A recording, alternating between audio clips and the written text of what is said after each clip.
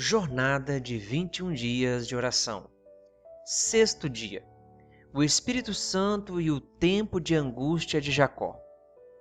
Daniel 12, versículo 1 diz: E naquele tempo se levantará Miguel, o grande príncipe, que se levanta a favor dos filhos do teu povo. E haverá um tempo de angústia, qual nunca houve, desde que houve nação até aquele tempo. Mas naquele tempo livrar-se-á o teu povo, todo aquele que for achado escrito no livro. Observando o contexto de Daniel capítulo 2, nos versos 1 e 2, vamos perceber que esse tempo de angústia, qual nunca houve, se refere a algum tempo muito próximo da volta de Jesus.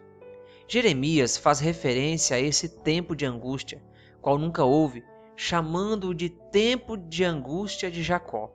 Jeremias 30, versículo 7.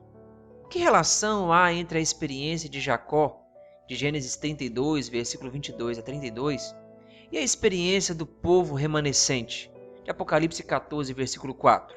A pedagogia divina muitas vezes utiliza a vida de um personagem para referir-se à experiência de um grupo. Permita-me justificar a afirmação acima em 12 partes. 1. Jacó voltava para a casa de seus pais e soube que seu irmão Esaú vinha ao seu encontro com 400 homens. 2. Jacó teve medo. A última lembrança que tinha do irmão era uma ameaça de morte. 3. Não tinha ninguém para interceder por ele naquele lugar isolado. 4. Uma ameaça de morte se aproximava e ele não tinha como se defender. 5.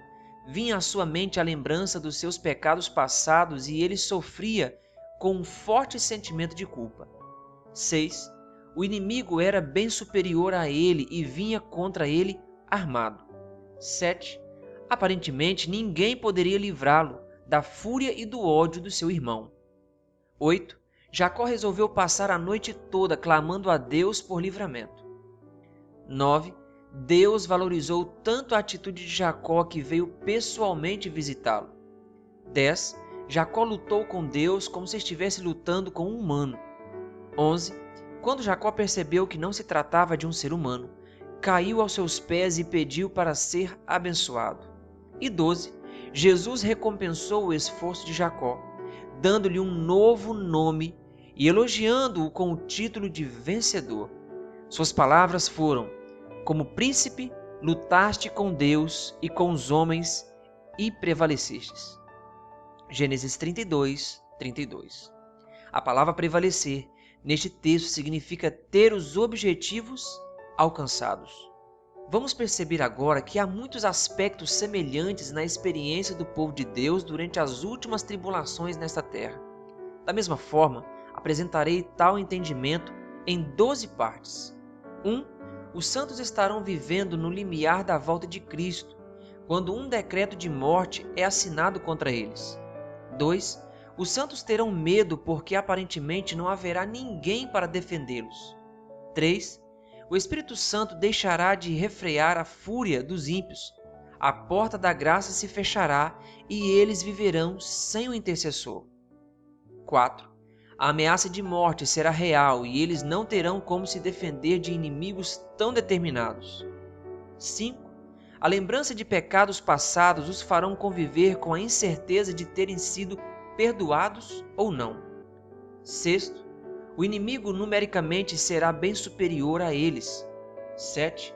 Eles não conseguirão ver quem os defenderá dos ímpios. 8. Os santos em oração clamarão por livramento. 9. Deus apreciará a atitude dos santos e providenciará o livramento. 10. Os santos clamarão a Deus com toda a força. 11.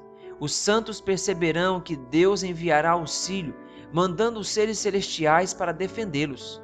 E 12. Jesus recompensará a fidelidade dos santos, vindo nas nuvens dos céus para encontrá-los.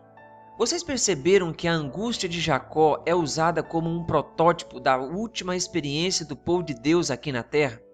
Os que terão o privilégio de encontrar com Jesus sem passar pela morte?